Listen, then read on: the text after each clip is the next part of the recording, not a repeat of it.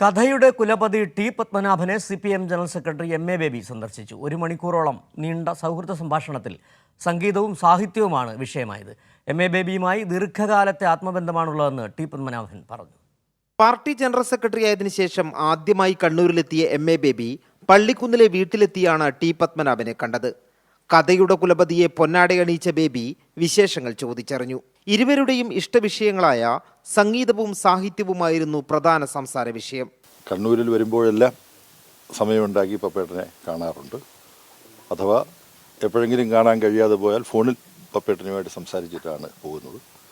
ഇപ്പോൾ കുറേ സമയം സാഹിത്യത്തെക്കുറിച്ചും സംഗീതത്തെക്കുറിച്ചും രാജ്യത്തിൻ്റെ പൊതുസ്ഥിതിയെക്കുറിച്ചുമൊക്കെ പപ്പേട്ടനുമായിട്ട് സംസാരിക്കാൻ കഴിഞ്ഞു.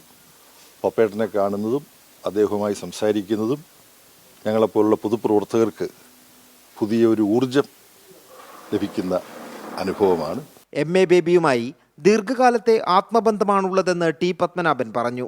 CPIM കണ്ണൂർ ജില്ലാ സെക്രട്ടറി KK രാഗേഷ്, സംസ്ഥാന സമിതി അംഗം TV രാജേഷ് എന്നിവരും MA ബേബിക്കൊപ്പം ഉണ്ടായിരുന്നു. കൈരളി ന്യൂസ്, കണ്ണൂർ.